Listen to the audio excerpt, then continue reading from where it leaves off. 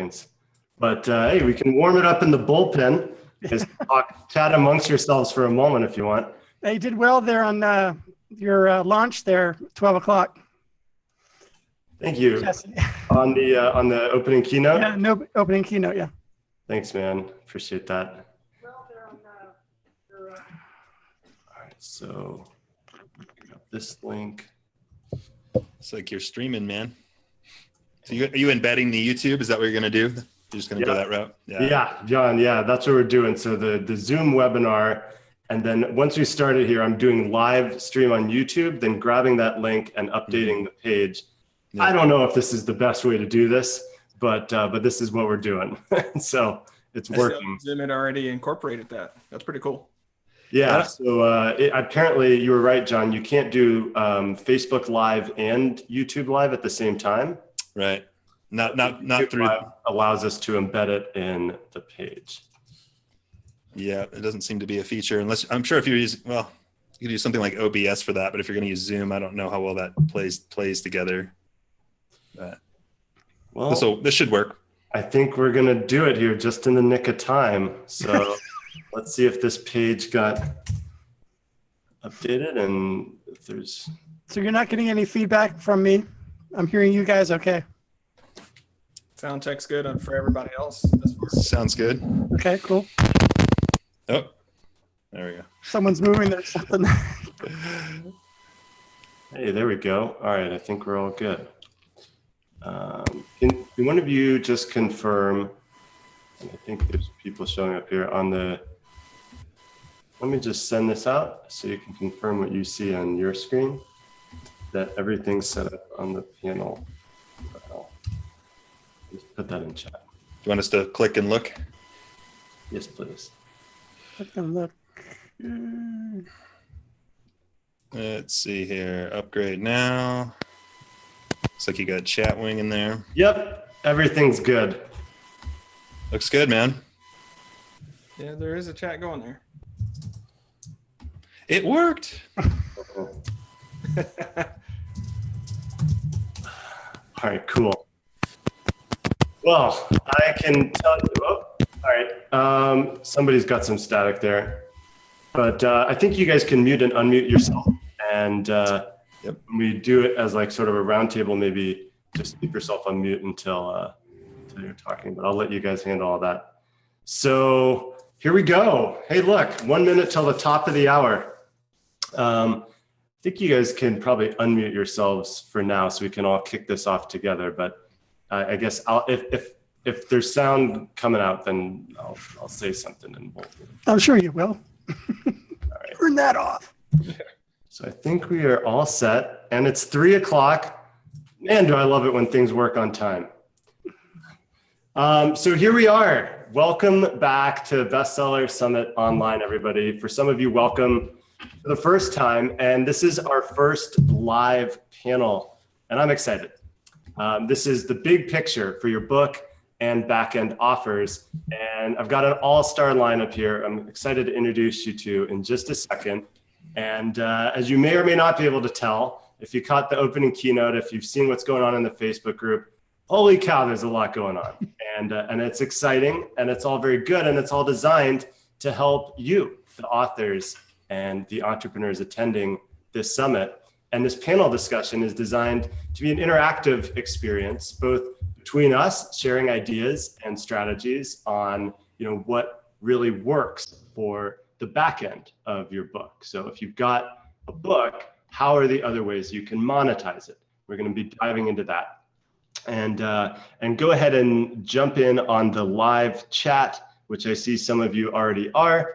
And with no further ado, let me introduce our panelists. So we've got, we need to get Devin in here too. I was wondering what happened to Devin. Where is he? Let me in. There he is. Get in here, Devin. Are you here? Devin? Mystery man. What's with the glasses? I know, right? Devin, where are you? There he is. Oh, good. I can't introduce the whole panel without the whole panel. All right, great. So here we are, and let me introduce you to our panel. We've got Devin Slavin. Devin, how you doing? Uh-oh. Cat's got his tongue. He's on mute. Oh, wait, let me unmute There him. he goes. Yo, what's up, you guys? So glad to be here with you, Jesse, and everyone, gentlemen. I'm excited for this panel today, and let's rock it. Thanks for having me.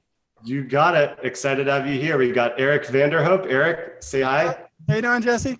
And gentlemen, looking forward to this. Good to see you. Good to have you. Charlie Gilkey, how are you, Charlie? I'm doing well. I'm ready to get this pumped up and hello, party people. Let's do this. John Schumacher. Hey, I'm glad to be here. Hanging in the rainforest this evening. God, you're giving me a run for the money on the best. I know, right? And last but certainly not least, we've got Sid from Thinkific. How you doing, Sid? Oh, No, muted. no, he's not. But check your audio, Sid. Okay, can you hear me? Oh, yeah, there you are. All right, yeah. I actually, Ooh. Whatever's going on with that mic, it's definitely try and fix that if you can.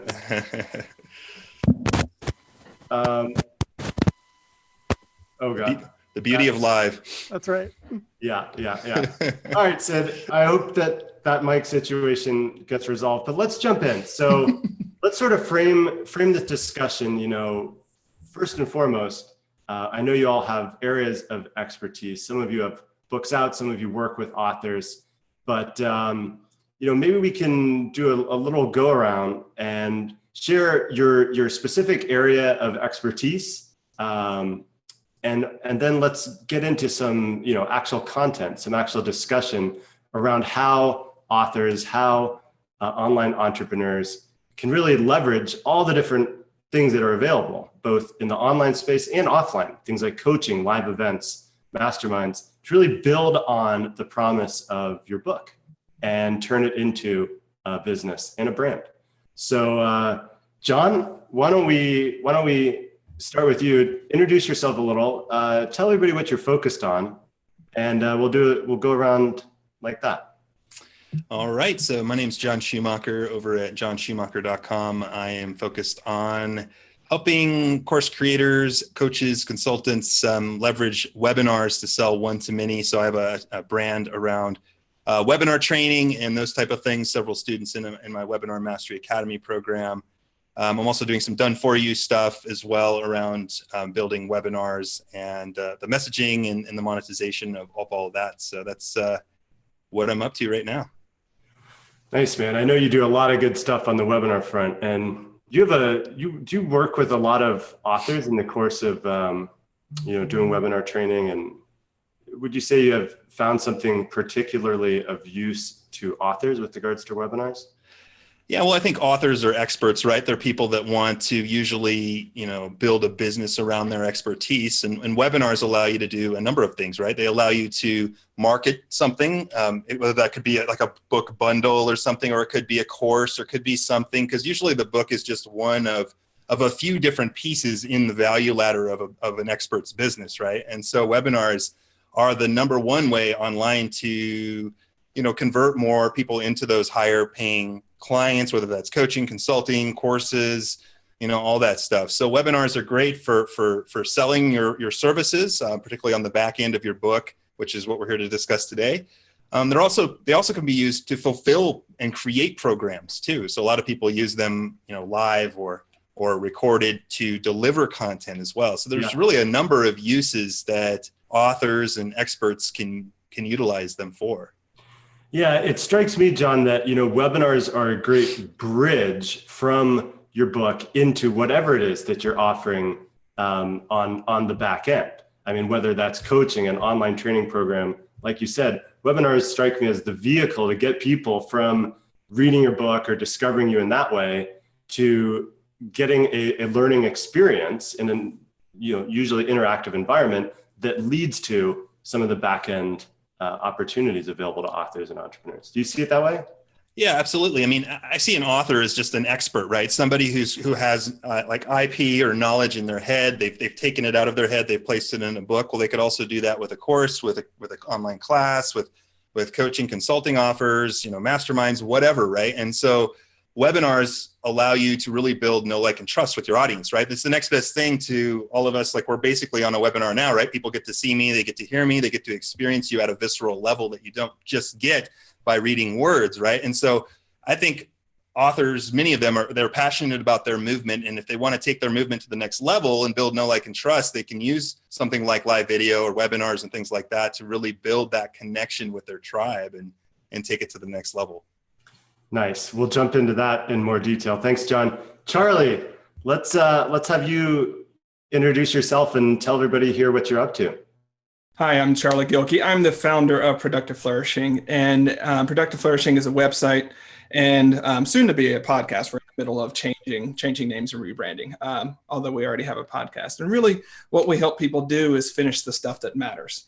Now, when I work with entrepreneurs, I work with a lot of experts and thought leaders, and I help them build better businesses and better teams. And largely what I focus on when it comes to the book space is using this book. So I wrote the book, The Small Business Lifecycle. So using their books to really pull in lead gen. So they're a great lead generation tool. But more than that, I think there is no more efficient vehicle for content transformation and implementation than a book itself, right? It's the most efficient form we have. And it's the one that's most culturally recognized. And, as much as we might rock webinars, we might rock courses and so on and so forth, there is, whether it's self-published or traditionally published, there is an additional credibility factor that comes from having a book where you've taken the time to really take your ideas and pull them into a coherent framework or model that takes people on a transformation from point A to point B. We don't really have tools that are nearly as efficient as book is doing that. Courses are great. I have courses as well. But we know that when you think about what you're taking on a plane flight with you, it's probably a book.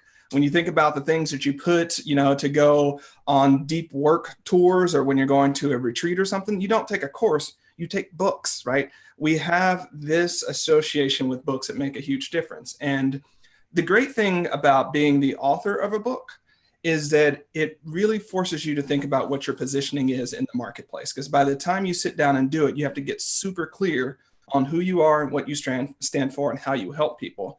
And I think as we've seen sort of the digital explosion in publishing, books are still that vehicle that make us slow down and focus on a experiential contract with a reader that takes them from point A to point B. And it's just such a phenomenal tool. So I think for any expert, any thought leader, a book, whether it's self-published or traditionally published, needs to be on the dock somewhere at some time, and sooner rather than later, because we may or may not go into it. But even this morning, I figured out that, we're in the publisher perish model, even though I left academia, right? We're still in this point to where if you don't ship your ideas, and get them out in the marketplace, you will actually lose some relevance in time if you're playing the long game. So I've said enough there. No, that's a nice way to put it. Publish or perish. Is that a carryover from academia? It is, but let's get honest. I'm pretty sure everyone on the panel has sat on an idea for too long and then seen that idea pop up in somebody else's book or on somebody else's website or somebody else's podcast. And the difference is probably that person just shipped sooner than you did, right? It's not that they're any smarter or any better, but in a world of fragmented attention, it's both easier and harder to own that theme. And so if you don't publish, it's not that you die away, but you kind of die the slow death of having to go back and do something all over again, right? I love that. Nice urgency, a good call to action for everybody watching this that has that book inside of you and it's still inside of you. It's time to get it out. And it's interesting. It's very timely that you bring this up and that we talk about it on the first day of the summit. But a lot of people, I got to tell you, a lot of people have told me, man, I was going to do lifestyle entrepreneur, or I was going to create a course or whatever, lifestyle entrepreneur. And then when I looked it up, I saw that you wrote a book on it. And it wasn't even totally in my thought process at the time in 2012, 2013, but by God, am I glad that that's the title of my book, because it's the most representative 2 words of the English language as they pertain to me as I see it. And other people can identify with that. And and just like you were saying, if I sat on that and if I didn't write it, if I didn't release it, no doubt somebody else would have. And then I'd be kicking myself, right? So anything else you want to add on that topic, Charlie? Yeah, I mean, I'll say it this way. It's really frustrating to join a bandwagon that you've been building for 6 or 7 years and that you didn't ship. And then all of a sudden you ship on that idea and you're like, oh, you're kind of like Jesse. He wrote about lifestyle entrepreneur. You're like, no, I've been thinking about this for 4 years. But again, you didn't have that smooth vehicle of transmission that our culture, whether it's our broader culture or the internet culture, understands as a way of encapsulating those ideas. And yeah, it's, I won't say start publishing today because there is some, there are a lot of good reasons to take your time and write a book that's really worth reading, but start writing and be like on that every day to get towards that book that you think best represents you, your expertise, your body of work, and really what you stand for in the world. Yeah, you make some great points. I mean, a book is a very intimate experience. We were talking about this on a few of the other interviews. You know, what other thing do people take into their bed? Do they have, if you have an audiobook, literally it's in your head. If you're commuting, people are listening to you. So as a way to get to know you, the author, a book is a great way to build trust, which then carries over into all the other options that are available to you from a business perspective. Absolutely. And people will give you 40 minutes or an hour of your time to develop a point. Whereas when we live in sort of the fast web, you don't have that long to get to a point. But with a book, it's like, okay, I'm giving you my time. I'm giving you my attention. Let's go somewhere together. And that's a really important thing for thought leaders to recognize when it comes to a book. But I've said a lot. I'm interested to hear about what other people are saying on this one too. Me too, but I know that we're still getting to know each other here, so it's nice to hear a little bit of your perspective on the high level side of being an author. Let's go to Eric. Give us a shout out. What are you up to in the world, Eric? Hey, Jesse. Just busy as a bee. But no, technically, I can say, put it rounded up in one sentence. I help authors build their platform and transform their message into a best-selling book. So that goes from, as far as my experience in the publishing process, knowing the ins and outs of Lightning Source, Ingram Spark, CreateSpace, Amazon Advantage, knowing how to optimize Amazon book pages, the pre-order page, retail, library, bookstore distribution. So those are kind of a lot of things kind of wrapped up in that package. Recently, obviously, I just put on a summit with 86 experts. That was just crazy. I don't know how I did it, but somehow I managed it. And as a result of that, obviously, I got a lot of feedback and a lot of people who actually wanted to get to know me more and wanted to be on the summit or actually invite me on their summit. So it kind of all went on from there. Yeah, I mean, since we're talking about the big picture and the back end of a book, I mean, a summit like we are on right now and like you are participating in here on Bestseller Summit Online is a pretty good back end. And I meant to ask you, Eric, about how in the world you interviewed 80 plus people, because I've interviewed like 30 people in the last month and a half, and I just feel like I can't believe I still have my voice. Right. Well, I don't know. You probably do know we've met each other a couple times at Marissa's meetup event. But I think for the large amount of my audience or folks that probably learn about me for the first time, I actually have a career. I work for a water utility company. So on top of the fact that I have a career, I also was able to do this summit. Now it's the logistics. Thank you, sir. Thank you, Charlie. Appreciate it. Oh yeah, that was a round of applause in case you're not seeing that on the logistics this behind is a full-time it. job. And obviously Devin, he's put on the summit as well. And John, obviously, I mean, we're all here done this, but the logistics behind that in trying to get everybody, obviously everybody can't participate. So I reached out to a lot of folks, and I didn't just reach out to people who I hadn't known. I had known these individuals for a long period of time, maybe 3, 4, 5 years. And maybe I didn't know them personally, but I at least knew them socially through Facebook or Twitter or whatever. But it's through the the relationships, whether they're online or whether you go to an event and you meet people face to face, all these relationships take time to nurture. So for me to be able to put all this together, I took days off where I had interviews, 6 interviews a day, to fit everyone in. And actually at a point I had 65 interviews ready to go. And so I was on day 1, I was like, okay, here we go. And then one day later, I had basically 20 people on my doorstep saying, hey, can I be part of your event? And I was like, I don't want to say no. So I ended up adding another 20 people in between. So obviously I extended the summit. Sounds familiar. Yeah, it's crazy. And, but yeah, as far as the back end of it, obviously there are lots of folks, and this was my first summit. And this is another thing too, is I was totally uncomfortable with being in front of people, being on video. That was just like the last thing on my mind that I was going to do this summit. But by the time I did 30 interviews, I was like, screw it, man. What's the big deal, right? I'm in front of, I just say what I have to say, and I'm interviewing great. So what do you say, Eric, to people watching this that may identify as being a little more introverted? Yes. As an author, sometimes it can be an isolating experience to write. It doesn't need to be, Right. But sometimes people may want to stay a little bit behind the scenes. Right. What would you say to somebody like that in terms of getting out and being more forthright? That's a great question, Jesse. I would just say, just get comfortable with yourself. And just the way I saw it was this, just think of yourself talking to one person. And I think that's what got me past that. And actually, that's actually how we should write books. That is writing to one person, because that way, when someone opens their book, they think that you're talking directly to them.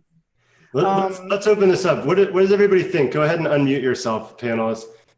On this topic of writing to one person, speaking to one person when you're doing online, what else do any of you have to add on this point? Don't all say aye. Well, I'll definitely jump in there. I would say absolutely. I've written like Productive Flourishing turned 10 years old 2 days ago, right? And so I was doing a review of all the posts that I've written, and of all the sort of 12, 14, I don't know how many 100 posts I've written, the ones where people come back to me and say that one counted was when I was writing to one particular person, and every person that read that said, man, you were writing just for me. And I was like, actually, I was writing to Eric, but right, Yeah. there is that sort of thing. And I will say, as you're going through the book writing process, one of the traps to fall into is when you're trying to write to the acquisitions editor, and then you're trying to write to the marketing team, and then you're trying to write to your agent, and you're trying to write to this person you don't know, and then you got to remember your own audience. You end up writing just a hot mess of crap, right? And pick one person or people that are all the same type and write it just for them. And if you already have a tribe, don't do the thing where you try to like abandon your tribe and go get a new tribe. Just write your book to the tribe, and the tribe will bring more people in, right? Yeah. But find one person that you think really represents that. And, when you get stuck, open your damn email client and say, hi, Eric, I was thinking about this, and start writing it to them. And you will probably write something that matters more than if you try to just write to the internet. So absolutely. Literally actually write to a person and then rework that into book content, perhaps.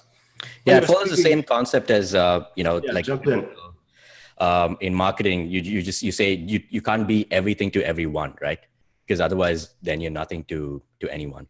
So just like with any other product or service, a software, a course, whatever it is, you want that one persona, or in this case, you're writing to one person for the book, and that helps you like really target it. Yeah, and while we got you, Sid, tell us a little bit about yourself and Thinkific. Sure, yeah. So I assume my mic is working right now. I've got the Blue Yeti. Run with it. Yeah, that's right. That's what I'm talking about. Yeah, Eric has that.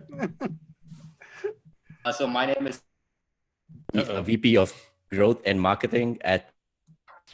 What was that? Right when you said your mic was working. Is it working now? Now you are. Whatever you're doing, don't touch it. All right. So I'm the VP of Growth and Marketing at Thinkific, and Thinkific is an all-in-one online course platform. So a large part of our audience are authors. And so I get to see the back end of their work, when they create courses and coaching programs using the Thinkific platform. So I've had the privilege to work with people like Dory Clark, Ray Edwards, Grant Cardone, Simon Sinek, a bunch of other authors.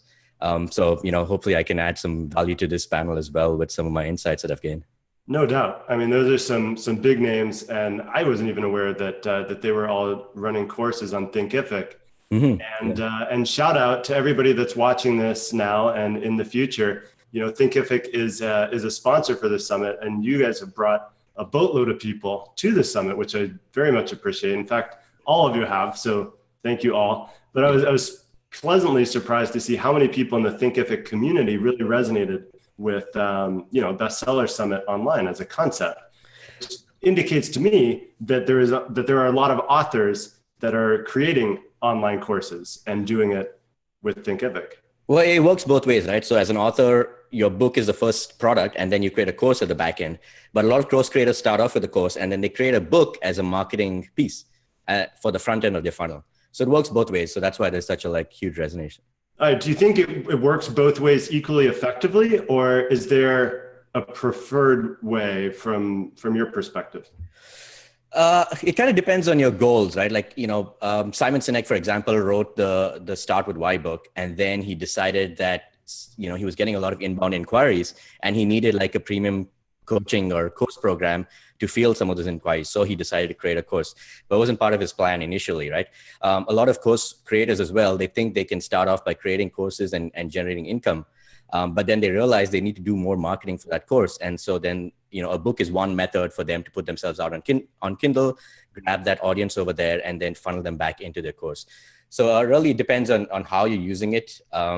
And I think again, right, just if you are using a book as a way to market your course, it works one way. Whereas if you did the Simon Sinek way, you're just putting yourself out there and creating a product, it works a very different way.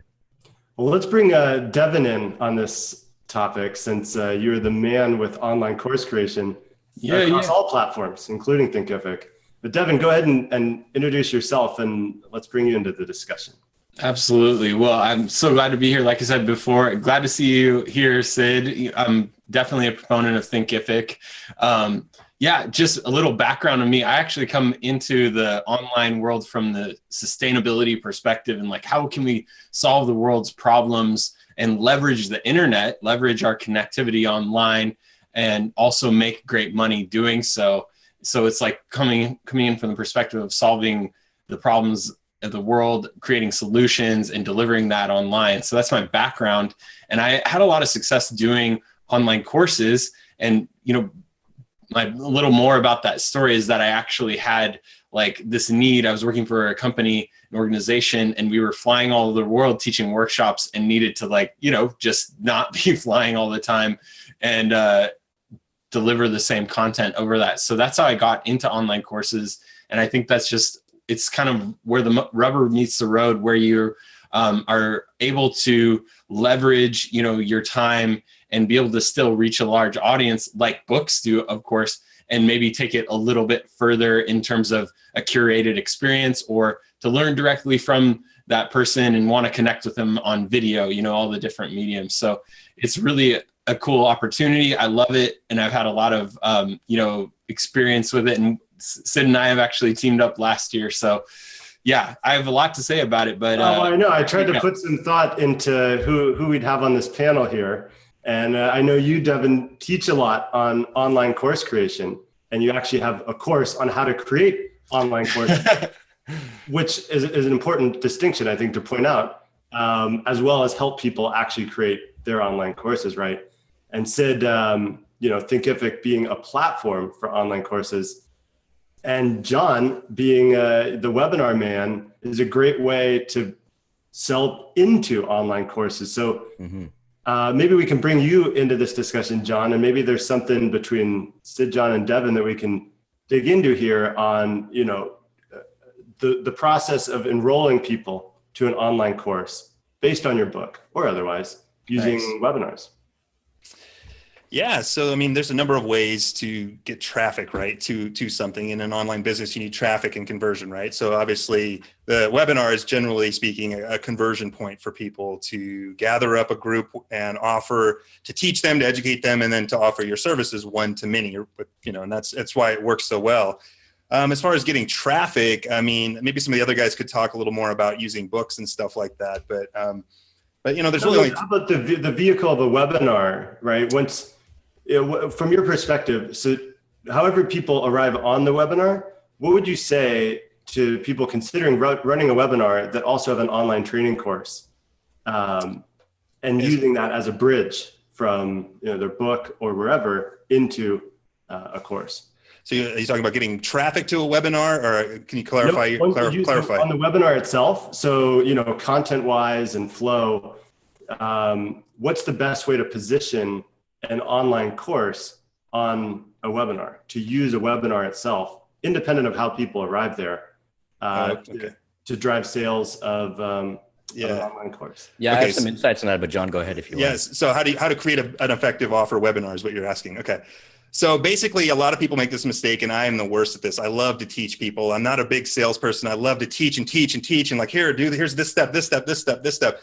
And the reality is that really shoots you in the foot when it comes to creating an offer webinar. So the main thing we need to do is really alter a mindset, right, and show them a new way of doing something, right. And so it's really identifying some of their objections and some of the old ways they're doing things.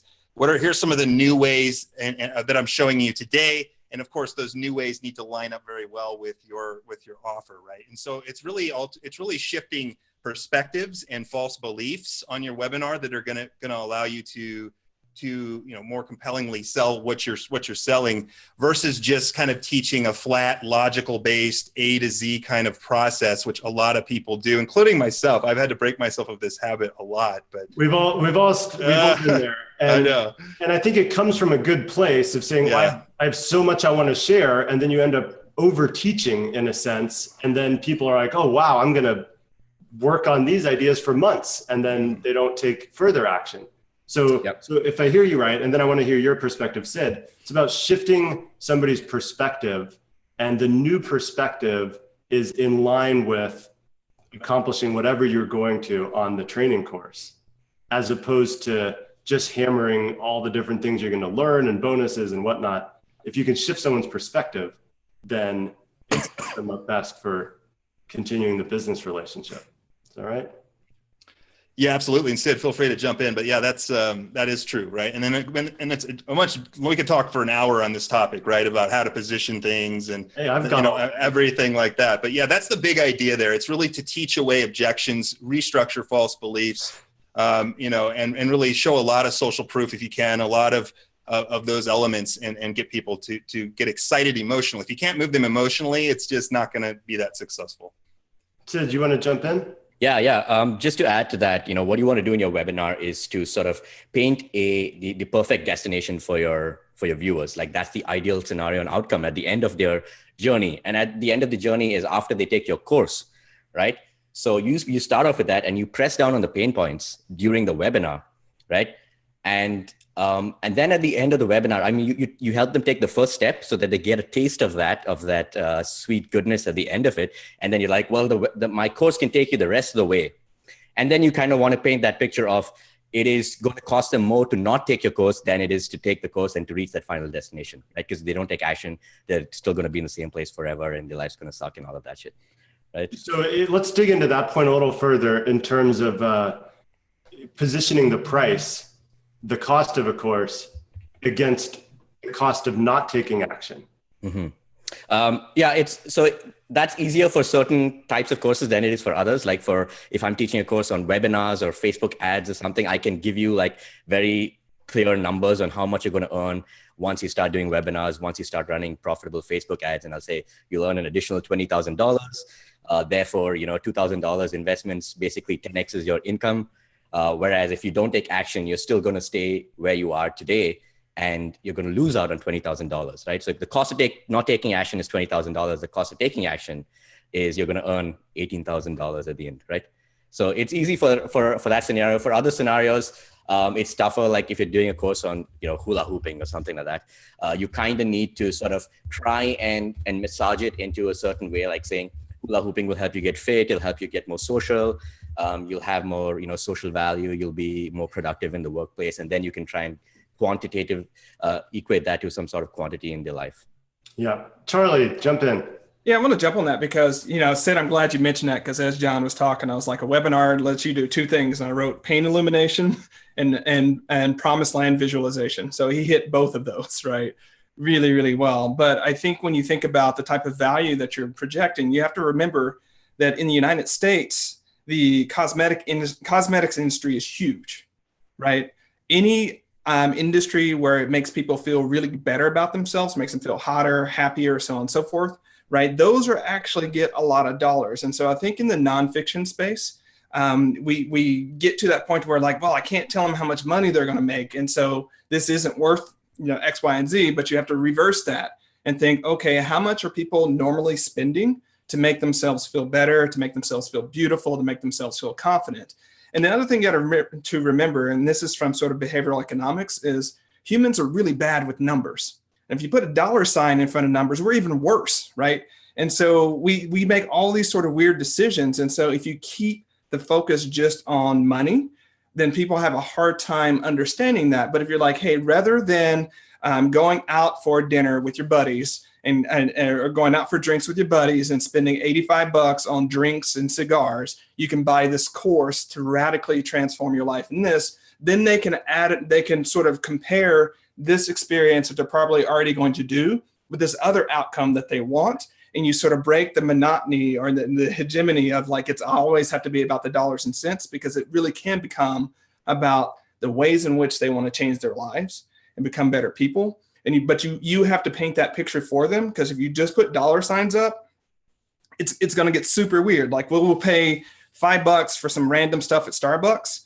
But if you ask someone to pay $2.99 on the app store for a game they're really interested in, they're like, I'm not doing that. It's $2.99. I go get some free stuff. So just be careful when you're in the pricing game and think of other ways of getting there. I like that. And honestly, I like the direction this conversation is going, because no matter what you're offering on the back end of your book, it's going to have a price tag, and that's going to bring up certain feelings, emotions, similar across many people. And it's exactly what we're diving into here. So from your perspective, Charlie, it's about making a distinction between, what else you could be doing with the money versus something that leads to more progress, more success, more happiness, and then positioning the actual price that you're asking of somebody in this fashion. Yeah, specifically, and not just what else you might be doing, but paint a picture. Like if you know this particular person because you've done your work of dialing in who your avatar is, if you know that they actually spend, $75 a weekend hanging out with their buddies, you don't have to say something random and pull it out. It's like, rather than spending this to go out with your friends, you can do X, right? And like, I totally do that. And that's not getting me where I want to go. Maybe I should try this, which might take me where I want to go. But again, I'm a teacher at heart too. I think probably we all are here. And we love to dive in just the how to and just like, here's what you're going to do. You're going to do these 8 steps and then everything. And then you will focus on the 8 steps. But we forget that people aren't actually buying the steps. They're buying the outcome. They're buying that promised land. And if you forget that, no matter what you're selling, you're going to lose, right? Because at the end of the day, unless it's very literary fiction, when you dive down below why they want to read your book, it's not because they really, really enjoy reading. They might, but it's because they have some particular outcome that they want. And this goes for all your service offers. There's only like 5.5 offers anyways, right? But they're all just a vehicle for transformation into something else. Wait, hold on. What are these 5.5 offers? All right. So you have products, which are basically you make something, you transfer that. You have services, you have sponsorships, which you do something else, and then someone pays you for that attention. You have, I'm going to miss one. I always miss this. Hold on. I'll come back to it. Okay. The half is actually affiliate stuff and joint ventures, because you're not necessarily making it on your own, right? But you're piling in on something that somebody else is doing. So this would be a half for me, right? The summit here, because I'm joining in something that's already making something that's already happening, right? But one way or the other, and it's gonna bug me about that fifth one that I always forget. Down. You can't say 5.5 offers and not pique my attention. Well, I got 4.5, right? I'm gonna come back to me randomly like 10 minutes from now. I'll be like, it's the thing, right? But I mean, no matter how you, events, thank you. Whew, okay. So those, no matter how you slice it, you're going to end up in some hybrid of those core things. And you're always going to be telling people, here's where you are, here's where you're trying to go.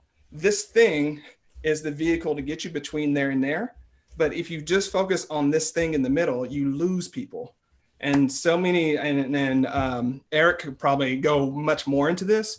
Like when you look at books that sell well, and you look at the platform, they do a really, really good job of painting that promised land in the copy itself and not just hoping that you'll figure it out from the description yourself.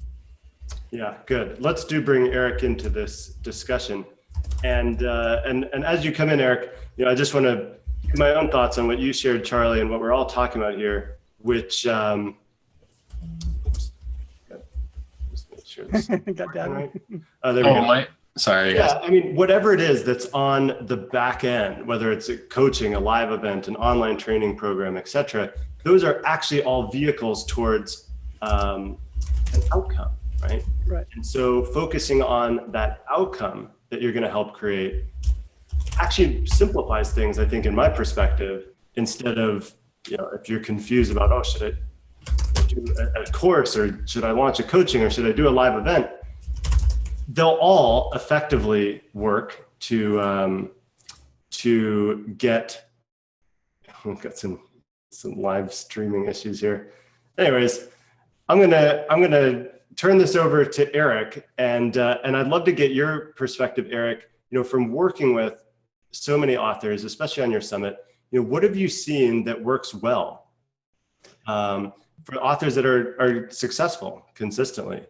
From the dozens and dozens that you've interviewed and probably hundreds more that you've worked with?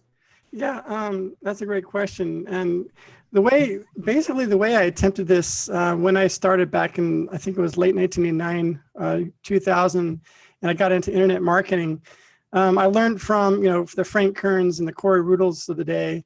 And as I learned what they did, I basically kind of used the same type of reasoning of what they went through. And so my goal and my intent was to do something based on the long term, on the long game. So in my case, and I know it has happened, and I've seen this happen with other folks as well, is concentrate on helping other people and adding value. And I think if more authors really kind of think of that, thinking of first, obviously they have to build a platform as they're writing their book, and creating that platform and getting people to come to their website and opt into the information that they're sharing.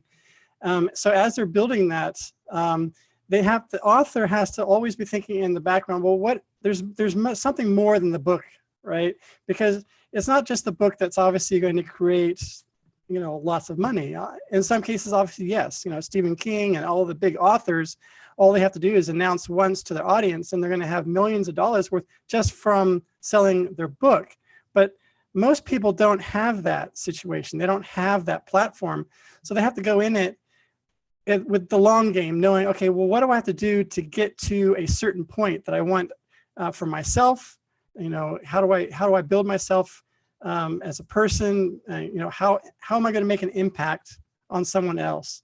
So knowing that ahead of time, then you plan it. So we kind of backtrack on, we brought up introverts. I was never the person that was really comfortable around other people, but I knew I had to get into that situation because I wanted to, watch and learn from my mentors and the influencers that I looked up to. So in order to do that, I went to live events. And when I went to live events, then I volunteered. I said, one of the individuals that you talked earlier in your keynote was Rick Frischman, David Hancock. So Rick Frischman obviously had Author 101. So I've been attending Author 101 for probably almost 6 years now, and I volunteer there every single time, twice a year. And as a result of that, I've obviously met lots of different people in different spaces, people in publicity, people in the movie industry, people, the biggest literary agents in New York, and can go on and on. But if you don't put yourself in that situation, you're not ever going to get into that situation. So as an introvert, I had to basically just say to myself, okay, I'm going to talk to one person. I'm going to reach out to one person. And then you make it personal. You sit down with that person, you shake hands with that person, you look at them in their eyes, and you have a conversation and you say, hey, tell me about you. And you listen to them and so forth and so on. So I'm really big on thinking long-term and trying to build the relationships, not thinking what am I going to get out of it, but how am I going to help that person. And in return, it comes back at you, and it comes 150%. Because when I put on this event, I would say 75% of the people that I asked over 100 people, and I got about 80% who basically said yes, they'd like to take part in the event. If it wasn't for the fact that, so a lot of these individuals that I met, I shared their information. I shared, their courses. I shared articles that they wrote and blogs they wrote. So a lot of this thing, I was just, how can I help you? How can I help you? How can I help you? And down the road, it's when I came up with something, I was like, hey, it wasn't like I was coming out of the blue just saying, hey, can you help me out or something, right? Does that kind of make, I don't know if I kind of answered your question, but I kind of. Well, it's good. It's on point. It was a nice catch from the opening keynote too. You're touching on one of the themes that I think is at the heart of writing a book in general, as well as, being in the space that we are. But one of the biggest obstacles I find from all the authors that I work with is asking that wrong question, which I sum up as who am I to? WAIT, playing the waiting game, right? Waiting. Who am I to write a book? Who am I to put myself out there in a bigger way? Who am I to take a stand on a topic that I care about? Sound familiar to anybody? Absolutely. I think that's actually prevents you from actually going out there, because you're basically second guessing yourself, and you're not going to get out there and just go out there and start it and do it. And if it doesn't work, then maybe try something else out. But you've got to get out there. You got to get your feet wet. You can't just get your feet wet. You have to jump into the deep end and just start treading, and just, if you have to, learn as you go along. Yeah. Yeah. Well, There's a saying that for every third grader, for a third grader, every fourth grader knows everything, right? So even a fourth grader knows everything. So it's just, you don't have to be the foremost expert in the world to put yourself out there. And you can always keep asking a question, who am I, until you're the foremost expert in the world. So yeah, you got to put yourself out there right now. Yeah, and I'm coming into this. I want to hear everybody's perspective on this, actually. But shifting that question from who am I to whatever, to who can this help? Who can this inspire? Who can this serve? And if that's the focus, and that is the focus of this summit and everything that we're doing here, then it takes the emphasis off of you. It makes it less self-centered, less about your own worth issues, and more about what impact you want to create and how you can go about doing that. Somebody else was just about to jump in. I'm going to jump in. I have to say that, what I love this conversation. I think one of the things that I'm hearing, the way that I think about it is anybody, we're in a situation in this day and age where anybody can get committed and write a book. Anybody can get committed and create an online course, put together a live event. There's so many options that we can do. But I think the key theme is commitment. And what are the problems we're committed to solving, or what do we want to see in the world, and what are we so committed to that we're willing to dedicate our lives to it? Like, what is worth living for? What is worth getting committed to? So I think that's my thing I want to chime in at, was the opportunity that we have right now to publish a book and get into the world of, get into the hands and eyes and the mind of so many people out there, to create courses that then can monetize that and reach people further. These kinds of things, that's the opportunity. And I think that's really what there is behind it, really what it takes. I mean, we have to be good. We have to be even great to do it, to stand out. But behind it all is that commitment to the result. Like you're saying, how can we help people? What's the difference we can make? John, you look like you're ready to go. Yeah. And I like the saying, every master was once a disaster. Right. And I can't remember, I think it was T. Harv Eker or somebody who said that, right? And it's true. Like when we all start with something, we suck, right? We just suck at it. But that's okay, right? We get better and we suck less over time. And so I think that we need to remember that, and I like the third grader, fourth grader comment. That's so true. And we feel like we have to be the top person to like publish something, or the top person, or look at all these people over here and how amazing they are. Well, that's not me.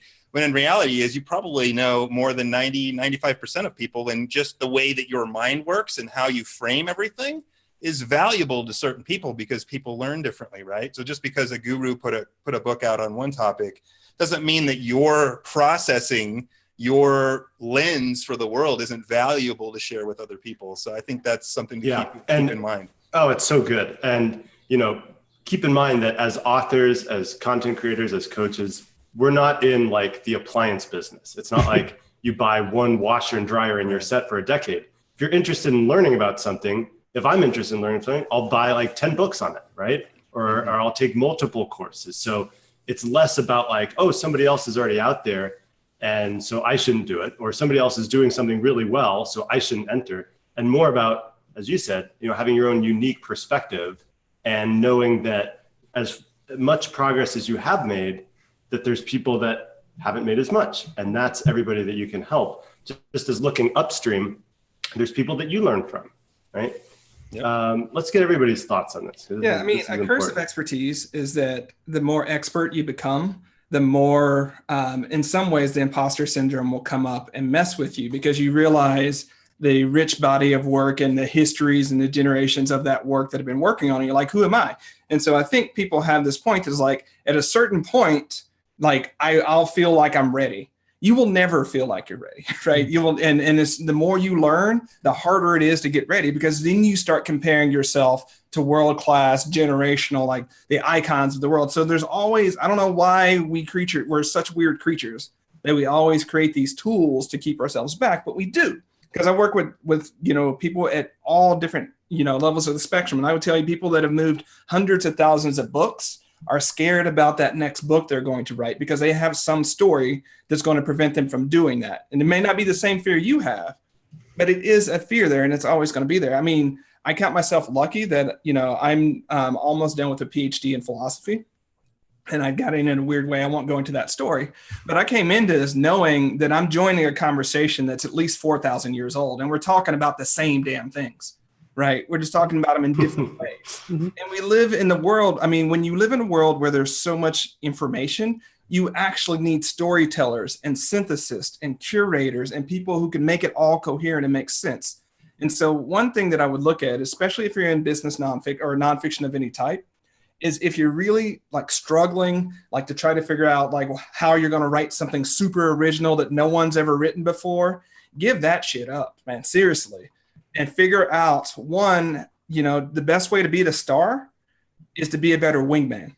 And it's very counterintuitive, but it goes to what Eric was saying, right? If you're so focused on how you're going to be a better star, you're going to miss out on the way to be there, which is to be a better wingman. And your book should be that book that helps people go from point A to point B. And I know we keep hitting this, but like you're not the story. Your reader is the story. And the more you focus on that, and I mean, we're talking about the back end, but all your products, it's the same thing. But this is a big picture too, because this is big picture and back end. And honestly, they're tied together, right? Yeah. What you're touching on, Charlie, and what we're all talking about now carries through to anything else that you do above and beyond your book.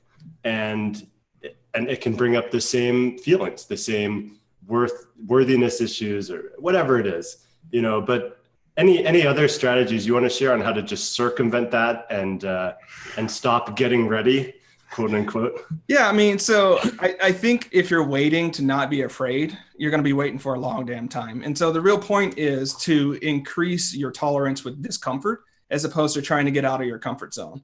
And so, I mean, very tactically, if you want to be a world-class writer, you got to write and publish. There is no other route to being there, right? Write and publish. Now, whether you want to write daily and publish something daily, whether it's 500 words a day, like Jeff Goins talks about, but whatever it is, set yourself up so that you are consistently shipping your work, because that's the only way you're going to get there. It's the only way you're going to build a platform. And I'll roll back here.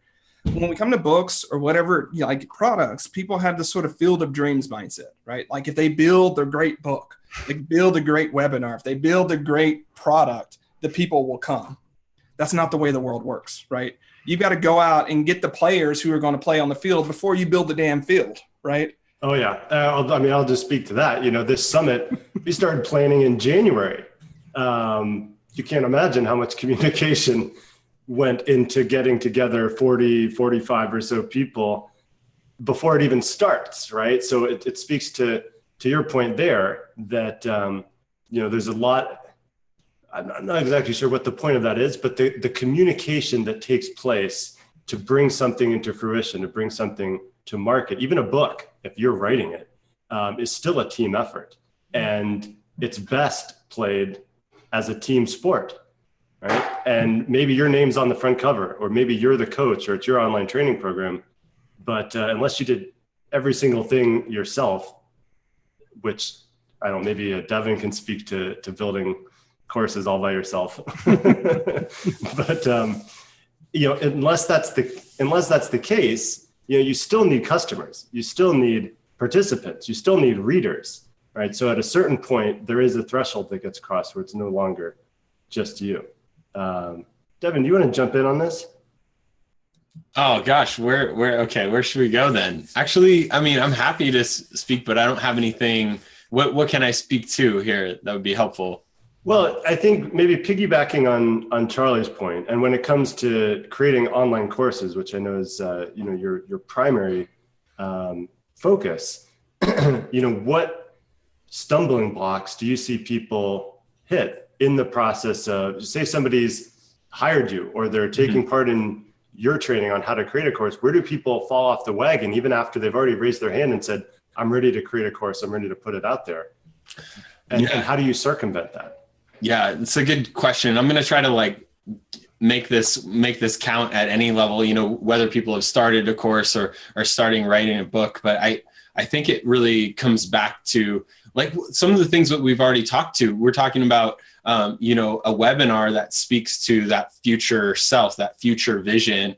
And we're thinking about those pain points that we're dealing with every day, which is why we signed up to watch the webinar or bought the book or buying a course. So, just getting connected with those things.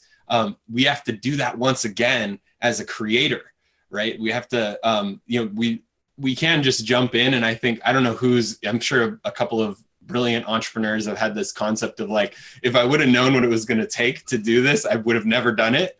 But thank goodness I couldn't, figure out, I couldn't know all that it would take so that I could actually be here right now and, presenting with you guys. So, that's why I think what we have to come up against is that future self that we want to be, and really just hold that in the spotlight.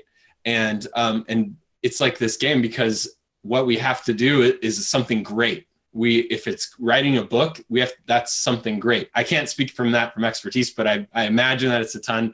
I know an online course, it takes something great to deliver on your course from start to finish. And so I think that's what's really important, is to keep the why in perspective. Why am I doing this? Who am I out to help? What's the difference I'm going to make?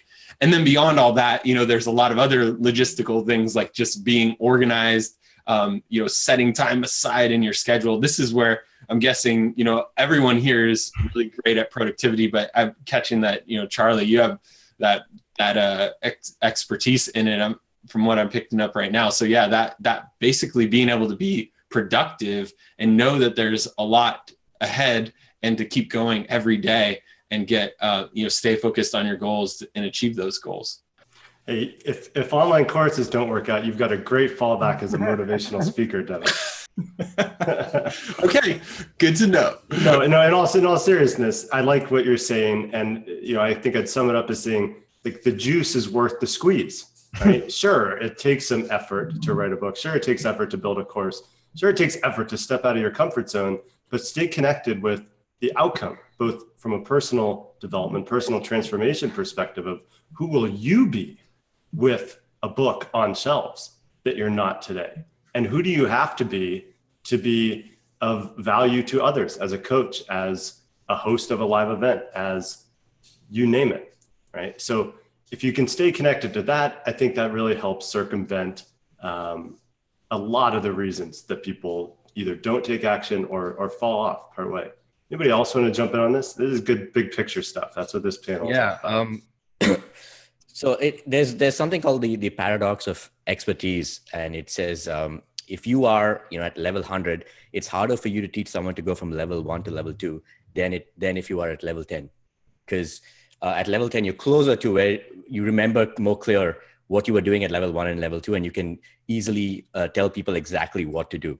And it also helps you learn faster when you're teaching people. So going back to that point of I'm not ready, that's a perfect time for you to be teaching someone else, specifically because you're not at level 100 yet, right?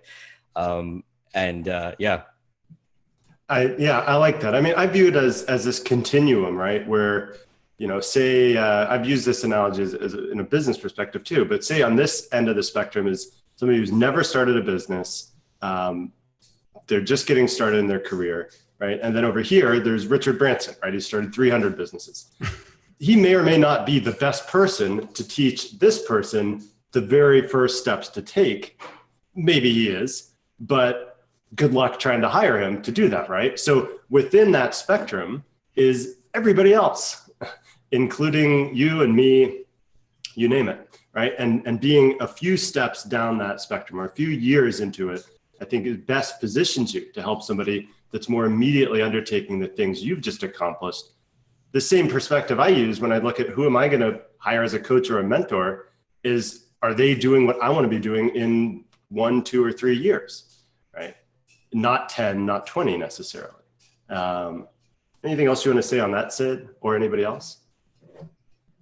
Yeah, I was just going to add, Richard Branson could probably take you from millionaire to billionaire, but to go from zero to your first $1,000, he's probably not the best person to be showing you that stuff.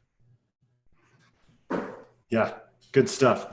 Eric, do you want to chime in here? And I think we're going to start to bring this to a close in a few minutes, but I'm happy to hang out. But I want to make sure everybody gets some airtime and share your perspectives. So I kind of wanted to add something here where, a lot of people, they want to develop, a business, obviously from their book or from their course, or the other way I'm looking at it too is how can individuals really make themselves a better person just for themselves? So let's say they go and they do this book, or they do a course or whatever.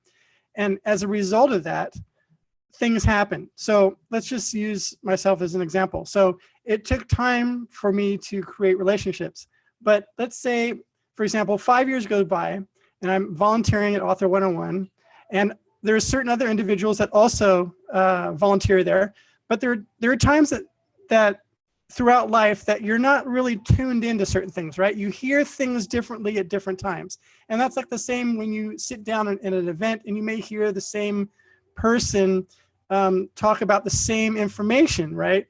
And you're like, you know what? That sounds right now, right? So one of these volunteers that I volunteered with, I knew him well, but it got to a point where one day I was just, hey, Mike, what do you actually do? So we actually had some time to kind of just kick back and just kind of learn a little bit more about each other, because we didn't have a lot of that time. We were all trying to help each other out. And I basically, I said, you know what, I'll take you to dinner, and I want to know what's going on.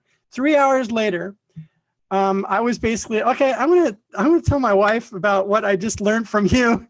And 2 weeks later, basically, I'm heavily into the stock market, but I ended up selling a bunch of stock, and I basically went in and just purchased a bunch of properties. So I purchased 3 properties, 2 of them just clear and free and clear. And so it was a result of just kind of volunteering and doing your own thing and just kind of knowing that you're helping other people. But as a result of that, I met other business people, influencers or whatever, and something just kind of clicked. And it was like that, it was just happened to be, right? And so as a result of that, I'm investing in properties throughout the United States. So I'm helping myself as far as getting passive income. And so I'm thinking personally as a person, how can I help myself, help me, help my family for my future? So if creating a book is not for the type of person that wants to get into business, maybe it's something else. Maybe as that person is writing it and he writes that or she writes that, and as a result, it's a great book. Maybe they publish thousands of books or hundreds of books, whatever the case is. If people see you as a bestseller or that you're an author, people look at you differently. And so as a result of that, relationships grow and there's credibility and expert, it's just more doors open. Let's just say that doors start opening, but you have to know how to leverage it. You can't just say, oh, I'm going to write this book and just wait for stuff to just drop on my doorstep. It's just not going to happen. So you have to learn how to get out there, whether you're, an introvert or not, and learn how to leverage it. And then at the same time, not go in thinking, what's in it for me? You have to go in and think, how am I adding value to that person first? And maybe something doesn't happen right away. That's actually not perfect, but that's in most cases, that's what happens. 3 years, 4 years, 5 years down the road, boom, something happens. One thing, one relationship. Yeah, it is a long game. And yeah. I mean, being an author and being in the book business is a long-term time horizon business. It's what I've come to learn, right? Because it takes months and months to, if not to write and publish a book. It can be a year-plus undertaking, and then the useful life of a book is beyond your lifetime, right? So, it's not about chalking up instant wins all the time, so much as it is building for the long term. Thank you for that. So we're going to start to wrap up here. I want to give everybody a chance to give your closing thoughts on this big picture topic on day one of the summit. The big picture of having a book and everything that enables, and whatever you'd like to share with the audience. Let's do once around and shut it down. Devin, let's start with you because I know you got to go soon.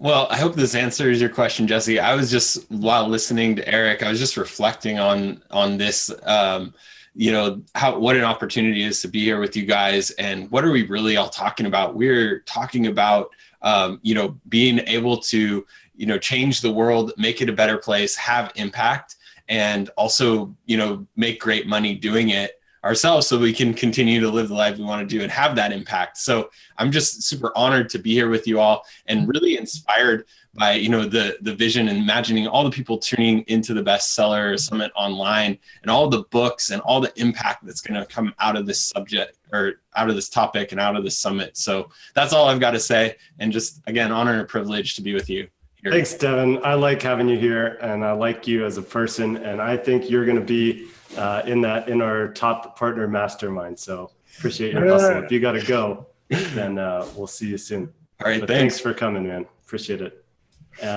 John, how about you? Sure. Let me unmute myself here. So yeah, great thoughts. Great to see Devin, Eric, Sid, everybody here. It's always fun to come. Thank you for inviting me, Jesse. This is going to be, as Devin said, a great event to help people get that inspiration, that juice, that push in the back sometimes that we all need to get up and stand up and share our gifts with the world. And that's really what you can do with a book is take, as I said earlier, your knowledge, put that on paper and scale that out to the world so that you, obviously, I think a lot of us are here to make an impact, right? As entrepreneurs, we want to make income, impact, we want freedom. Those are really the things that we all want. And a book is a great way to do that. So I appreciate you bringing me on here and letting me talk a little bit about my expertise and what you can do in addition to that book to grow your really what is an expert business in your industry and touch people in more ways than text. It's video. It's a lot of high impact and yeah, I guess that's it for me. Thanks for having me. I appreciate it, John. Yeah. I appreciate you and thank you for coming on and joining the panel. Yeah. You had a lot of great value to share on this and keep an eye out. I think in almost all cases on these panelists, we've also got one-on-one interviews. So, keep an eye out for John's interview. We go really in more depth on his expertise, which is webinars. So good stuff. Sid, over to you. Yeah, this was awesome. Thank you so much for having me. And it's good to be talking about this grand strategy and big picture for your book, because your book is not just the only thing you're going to be doing. You're going to be, after you publish your book, like Eric said, things are going to open up. You're going to have more clients, customers. You're going to have ideas for more products, courses, coaching, whatever. So think about that grand strategy, but don't spend too much time thinking about it. Go get started, put that book out there, and then start taking advantage of all the opportunities that come. Yes, and let me take this opportunity, Sid, to say both that everybody who's registered for Bestseller Summit Online, Thinkific has generously gifted a free month of your platform. And for everybody that purchases an all access pass to the summit, you get 3 months of Thinkific. 3, not 1, not 2, but 3. And that's definitely enough time to create a course, get it up, and start making an impact and money. So thank you for that. Great to meet you and have you on the panel, and excited to explore more of Thinkific myself. Yeah, thanks so much, Jesse. Thank you. Let's hand it over to Charlie. I'm with the rest of the guests. Thanks so much for having me, Jesse. This is actually the first time we've met, so I appreciate you taking the gamble on that. Piggybacking on what everybody else has said, I would like people not just to commit to the book, but to commit to the journey, because that's what it's going to be, right? It's not going to be you write the book, that's step 1, write the book, step 2, world domination. That's not the way it happens, right? You say, Jesse, that it's a 1-year thing. I actually tell authors it's 3 years. By the time they write the book, by the time they figure out how they're going to actually market, by the time they create the complementary things and come back and go back again and write the second book. So don't just think about the one book. Think about the catalog of your body of work that you're building. And as Sid said, start today. Because if you wait for 3 years, you're going to be pissed that you waited for 3 years. Start today, start shipping your work, and start making that change happen, and focusing on being the wingman and not the star. And in time, like it's subtle, but it will flip so that you reach like all of a sudden I'm tipping. Nope, you just been working your tail off for long enough for it all to come back to you, as Eric said. So thanks so much for having me. My pleasure. And thank you for joining, Charlie. I'm excited to get to know you better. It seems like you're up to some really cool stuff, and you're a solid guy, a lot of value to share. So thanks for coming on. And yeah, let me just, I guess, say one thing on that. In terms of a 3-year, when you said 3 years, I mean, I would definitely agree. Whether it takes you a couple months or a year to write the book, there's a certain amount of time that goes into the publishing process, even if you self-publish. And then the useful life, immediate promotional life of a book is 12 to 18 months. The full lifespan, I mean, I still read Marcus Aurelius' Meditations, and that was written 2,000 years ago, right? So a book can last a very long time. But yeah, about 3 years, it could be a whole different ballgame for you if you start today, if you haven't already. Thanks, Charlie. Thanks. Eric, take us home. Jesse, it's a pleasure as always. Obviously, we've had the great opportunity of meeting, and I really appreciate the information that you have here and the tremendous effort that you're putting into this summit. This is not your first rodeo. I also want to say thank you so much for giving me the opportunity to join your summit and to meet for the first time, obviously face-to-face. Charlie, it's great to meet you. John, we're connected, but we haven't had a lot of opportunity to converse, but it's a pleasure to meet you. Sid, never met you, a pleasure. And of course, Devin, we've had the opportunity of talking a little bit through our summits that we put together. So as far as last words, I would go along with pretty much what everyone else said as well. I really appreciate how Charlie indicated is be the wingman. And also, I think you really need to be crystal clear on your why and your what. And having those two things clear, I think would make it a lot easier knowing ahead of time what your ultimate goal is and what your purpose is. And if most of us are here, we're all entrepreneurs, so we're in one way or another trying to make an impact on others, right? So I think it's all about making an impact, and as a result of that, obviously, we're going to create profits for ourselves so that we can have the freedom of doing other things. As far as what would I share with someone to do, as far as a platform is concerned, you have to have a website. People, when they want to learn about you, what do? They Google you and they want to find out where you are. And then on top of that, you need to start building your list. So have some sort of opt-in on your website so that, you're sharing something, people are seeing that, and they're like, okay, well, how do I, get to know this person more? I want to follow their information. So some sort of opt-in. Those are the two biggest things for authors. That's the first thing they really should. Well, yeah, it's no surprise why the first thing we gave away leading up to this summit was a professionally designed book sales page template, which thousands of people now have downloaded, and I hope that you all use. You want to have a good looking home online for your book and for yourself, because just like you said, Eric, people Google you, people Google the name of your book. What comes up? You get to be in control of that when you publish and when you put yourself out there. All right. Thank you so much, everybody. What a great panel, our first of many for this week. And thanks everybody for tuning in, whether you're watching this live or recorded. I hope you're enjoying Bestseller Summit online so far. We got a lot more to come. It's going to be a wild week, and holy cow, there's a lot going on. I mean, I'm not even opening my inbox for the next couple hours because it's just a deluge, but it's good stuff. It means that this is landing. It means that you guys are enjoying what we've put together. And I guess that's a good way to wrap this up, saying, a theme here was that the juice is worth the squeeze. I'll be honest, there was times 2.5 months ago, I was like, I don't even want to do a summit. I mean, this is going to be a lot of work. It's going to cost a lot of money, all these other things. I had internal resistance. And now here we are in day one. I'm so glad that I kept going. And the letters that I've already gotten, the messages, the Facebook, all that other stuff, where people saying that you're getting value out of this, it does make it all very worthwhile. So with that, continue to enjoy the summit. If you get the all access pass, which is just at bestsellersummitonline.com/order, then you also get 3 months of Thinkific, gifted by Sid and the Thinkific team. Very, very cool. You also get $2,288 of other bonuses. And that's sort of in line with what we were talking about giving a lot of value relative to whatever price you're charging. I'm all about it. So we tried to stack the decks in your favor. Pick up your all access pass if you haven't so far, and enjoy the rest of the summit. I'll see you in the Facebook group. See you on a future interview.